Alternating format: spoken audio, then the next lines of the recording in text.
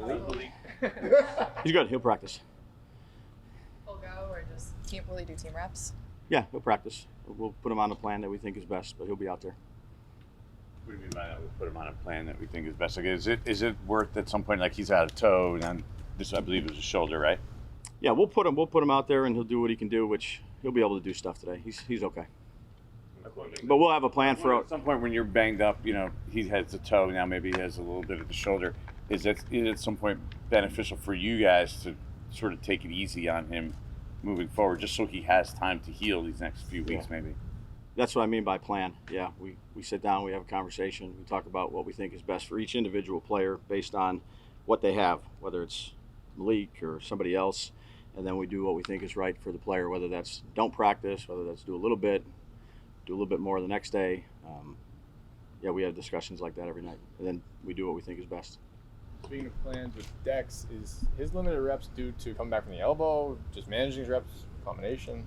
Yeah, same as Malik. It's a combination of what we think is best for Dex to get him ready for the season. The end of the practice on Tuesday, you had the period when you threw Jackson in there, and obviously we saw the good when he threw a touchdown a couple practices ago. Obviously you don't want to see the mistakes, but is that what you're looking for when you're throwing him into that situation, to see how those guys are going to adapt and adjust, and is that a learning process to move forward for the next time that you do it? Yeah, that period was unique in and of itself. We had a period scripted, 18 plays, and then I called the first team defense, first team offense up, coordinators, and then I told them to scrap that period, and the headsets were down on the field, and the players take control of it. So they call it, no help from the coaches, no play calls, see what they can retain down in the red zone, plays they like, put them in some different situations. So all the quarterbacks, the one he threw, it made a nice play.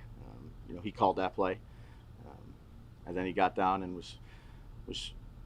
I actually liked this thought process. He was trying to install a play almost on the 4-yard line there at the 4, something that he wanted to try, and it didn't work out so good. Is that the one he didn't get it in? I mean, with the delay of game, or Yeah. So he's explaining a few different things, and but that's good for quarterbacks to be able to do that, and signal callers. You never know what's going to happen in a game. A call gets put in late, something happens, you can't get the headsets are down. To be able to practice a situation like that could come up. Maybe it does, maybe it doesn't, but at least we've practiced, we've talked about it, we've coached it, we've communicated through some things, and it's also good to get a feel for what these guys call when they get an opportunity to do that. I mean, you do stack the deck sometimes in the drill, right? For the offense, for the defense. I mean, that was probably stacked against a young quarterback. Look, the defense had to call it too. So, but it's good. It's really just, again, teaching moments. What if it does go down in a preseason game and you're out there? Like, have a plan, and then it's a coach's job to make sure you're prepared for that plan. For these guys to be able to, have a set of plays that they feel comfortable with, or defensive calls, or what have you. And if it doesn't happen, great. We hope it doesn't happen, but just try to throw a wrinkle at them at the end of practice, particularly when you're tired and it was that hot. So. The play he designed have worked.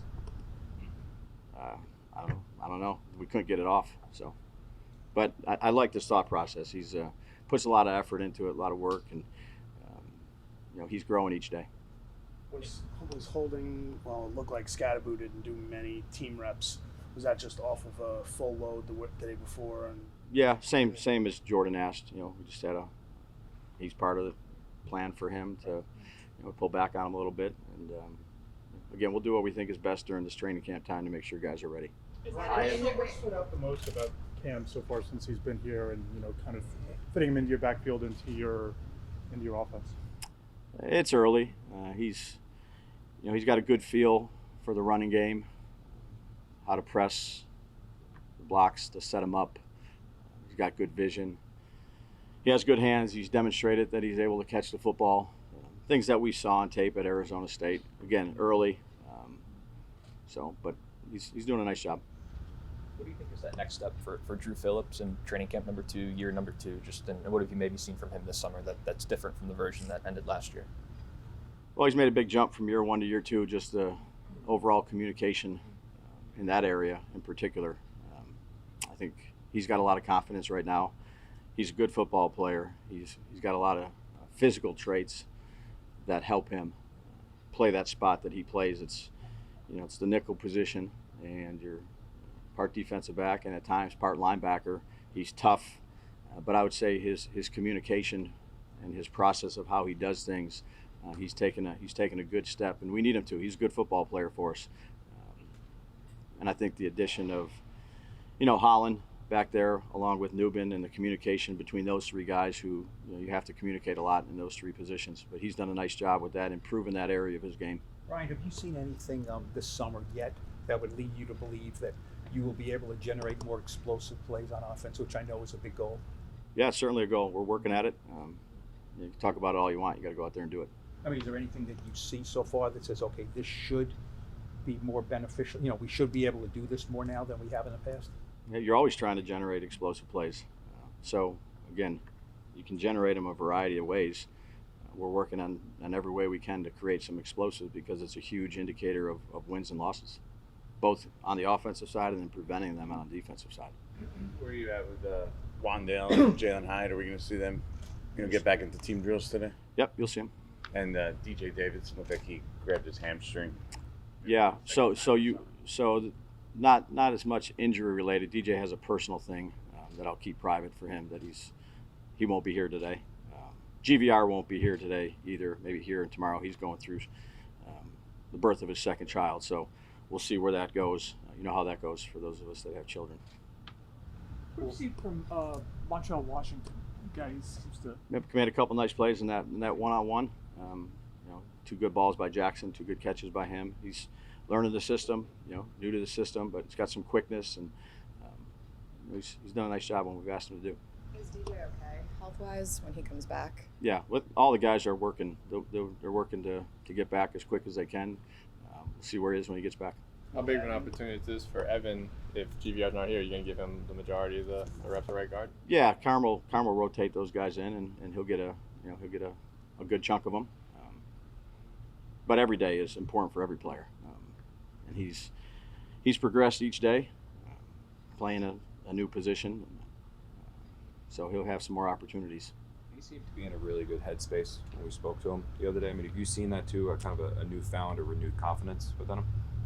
Yeah, he's done everything we've asked him to do. He's come in shape. He looks good. He's moving well. I think he's gaining confidence each day with the things that he has to do to perform at a high level, playing inside. And I think he's right where we need him to be. Continue to grow. Coach, I know it's early. Two more. I know it's early. Who has been the most pleasant surprise for you so far at camp?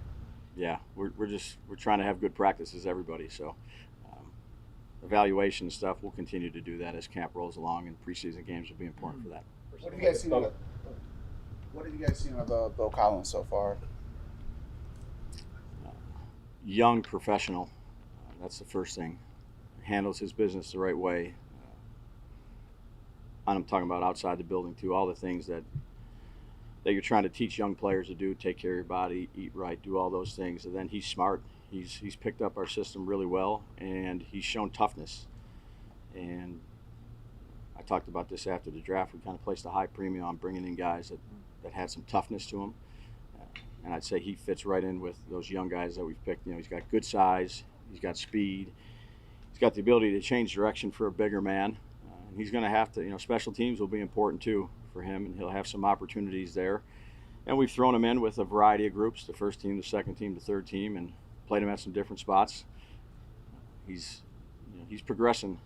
He's an interesting guy to coach because of his size and his speed, but his intelligence and his toughness too. So I'm excited to see him continuing to grow, but he's done well for himself here.